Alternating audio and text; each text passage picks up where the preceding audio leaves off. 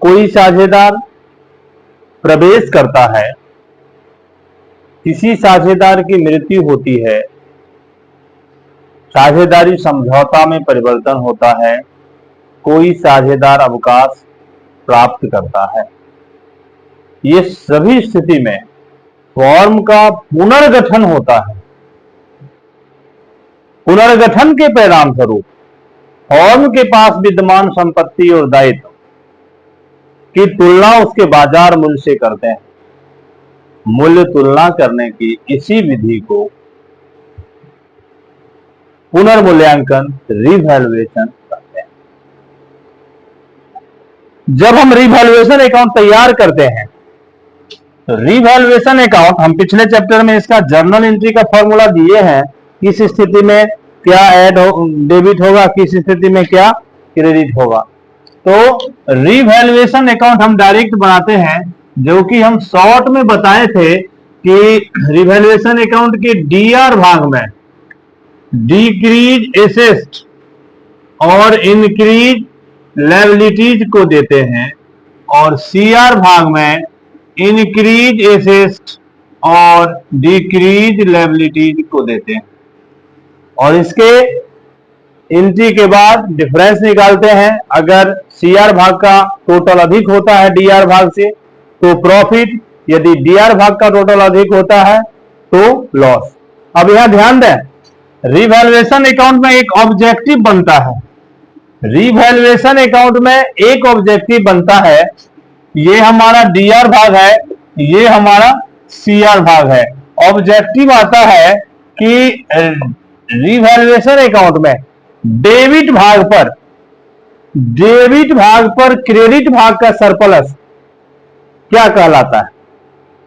यहां ध्यान दो, डीआर भाग ये है हमारा, सीआर भाग ये है। सीआर भाग सपोज करो 500 है और इसका टोटल अब तक होता है 450।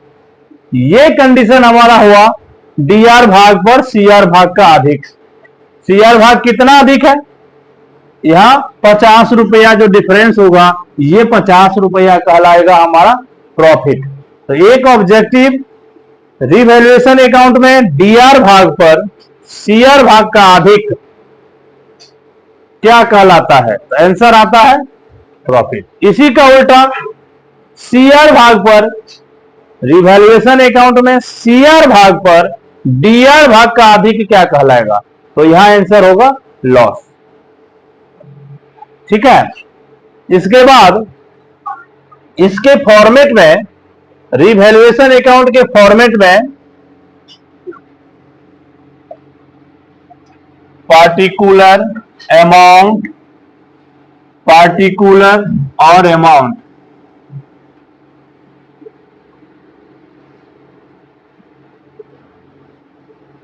इस तरफ टू डिक्रीज इन एसेट, जिस संपत्ति में कमी हुआ, टू इंक्रीज इन लायबिलिटीज, और टू अनरिकॉर्डेड लायबिलिटीज। अनरिकॉर्डेड मतलब पहले से रिकॉर्ड में नहीं था, अभी हम रिकॉर्ड किए हैं, अर्थात हमारा लायबिलिटीज बढ़ रहा है। ये तीनों को डीआर भाग में लिखेंगे। सीआर भाग में increase in asset, decrease in liabilities, और अनरिकॉर्डेड एसेट, को लिखेंगे। इसके बाद सीआर भाग में टोटल करेंगे, वही टोटल लेके डीआर भाग में आएंगे। अगर डीआर भाग में डिफरेंस आता है तो ये हमारा रिवैल्यूएशन प्रॉफिट कहलाएगा, जिसको पार्टनर के बीच में रेशियो में बांट देंगे, और इस तरफ आएगा सीआर भाग में तो ये लॉस कहलाएगा।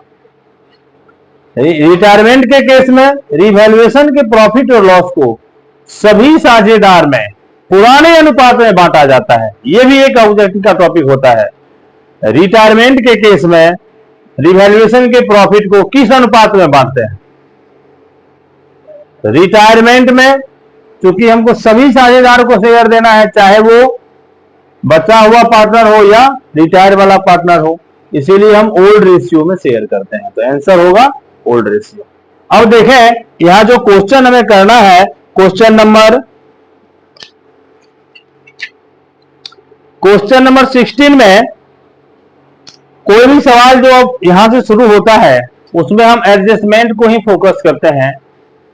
बैलेंस शीट में जो भी चीज है उससे मिलता जुलता चीज एडजस्टमेंट में है, तो दोनों का कंपेयर करके हम सवाल बनाएंगे। जो एडजस्टमेंट में है उसी को फोकस करेंगे, जो बैलेंस शीट में है लेकिन एडजस्टमेंट में नहीं है उससे फोकस नहीं के बराबर करेंगे। तो यहां देखें सी रिटायर करता है, सी के लिए गुडविल कहता है 8,000 रुपया है। आगे है डेटर पर 5% डाउटफुल है और क्रेडिटर का बुक वैल्यू 4,000 अधिक पर किया गया। क्रेडिटर का जो है वो वैल्यूएशन बुक वैल्यू से 4,000 अधिक पर कर दिया गया। इस सब के लिए कहता है जर्नल प्रविष्टि करने के लिए। सी रिटायर करता है, ए बी और सी पार्टनर है जिसका रेशियो 5:3:2 है। पार्टनर है इस केस में। क्वेश्चन नंबर क्या है 16। क्वेश्चन नंबर 16 यहां पे पार्टनर है ए बी और सी जिसके बीच का रेशियो है 5:3:2। सबके नीचे टोटल लिख दें। रिटायर्ड पार्टनर सी है। गुडविल ऑफ सी RS 8,000 ये दिया गया है। इसके अतिरिक्त ए और बी का कोई भी रेशियो नहीं है।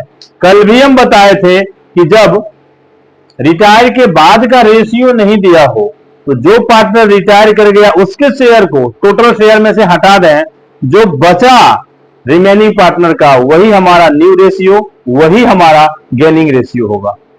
ठीक है, तो यहां पे न्यू रेशियो या गेनिंग रेशियो 5:3 लिख दें। न्यू रेशियो या यही हो जाएगा हमारा गेन रेशियो A:B 5:3। 5 और 3 का टोटल 8। अब यहां गुडविल में ए का share, A share of goodwill 8,000 को 5/8 में डिवाइड करें 5,000 और बी शेयर ऑफ गुडविल 8,000 को 3/8 में डिवाइड करें तो 3,000। ये इसका शेयर हो गया। अब इस सब काम के लिए हम जर्नल एंट्री करेंगे। जर्नल एंट्री कल भी हम बताए हैं, कोई भी जर्नल एंट्री बिना फॉर्मेट का नहीं करेंगे। एक करना हो या अनेक करना हो, फॉर्मेट बना के ही जर्नल एंट्री करना है। डेट नहीं रहता है तो हम सीरियल नंबर ही डाल देंगे।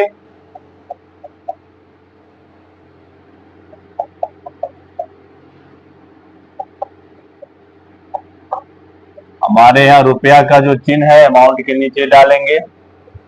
पहला एंट्री गुडविल के लिए करेंगे। गुडविल के लिए एंट्री होता है क्या, रिमेनिंग पार्टनर अकाउंट या to retirement partner account. Remaining partner यहाँ ए और बी है तो ए अकाउंट DR,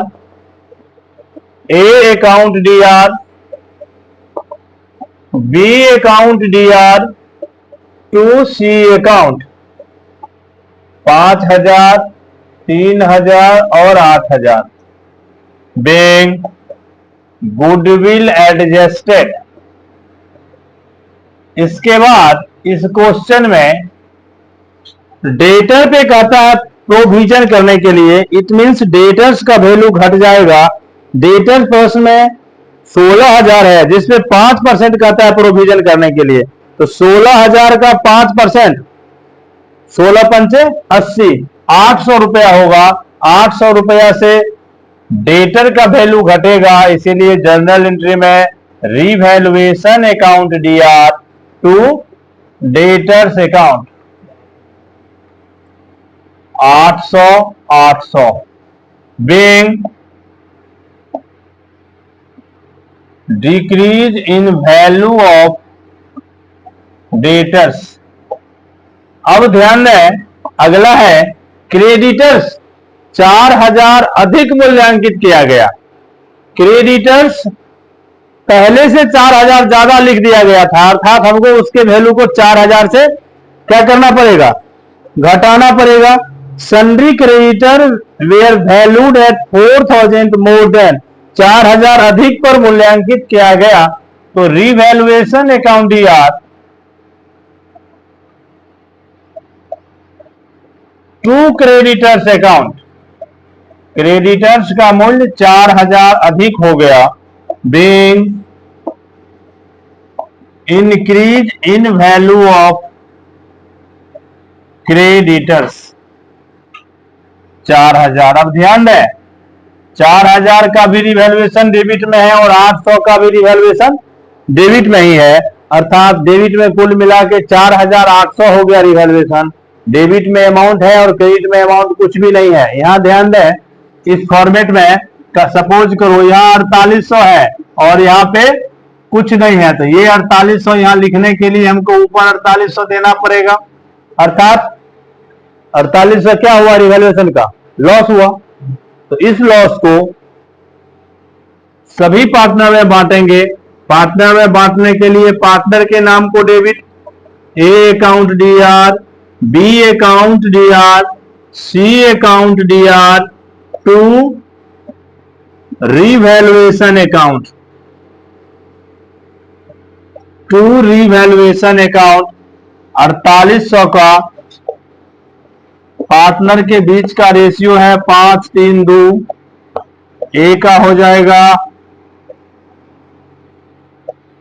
2400, बी का हो जाएगा 1740, सी का हो जाएगा 960। 2400, 1740 और 960, total 4800, being loss on revaluation divided in ratio. अब हम क्वेश्चन को यहां पर भी छोड़ सकते हैं, लेकिन यदि ये क्वेश्चन 8 नंबर के लिए सीबीएसई वाला को पूछा गया, बिहार बोर्ड वाले के लिए 5 नंबर के लिए पूछा गया, तो हम एक गिनती और बढ़ाएंगे। इसमें सी जो रिटायर कर रहा है उसको हम क्या पेमेंट करेंगे, वो सी को पेमेंट करने का एंट्री करेंगे। सी का कैपिटल कितना है, प्रश्न में देखेंगे सी का कैपिटल इस क्वेश्चन में 50,000 है।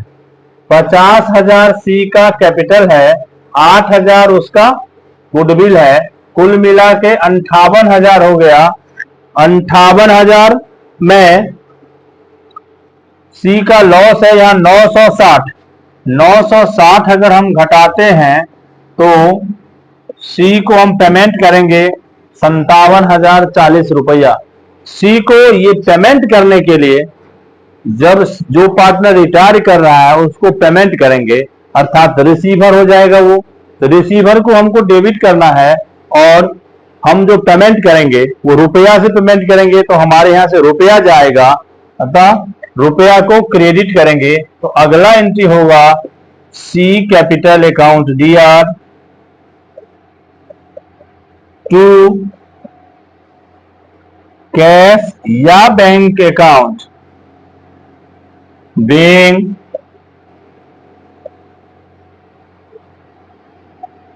amount paid to C। C को रुपया दे दिए, कितना 57,040, 57,040। इस प्रकार से हमारा क्वेश्चन सॉल्व हो गया।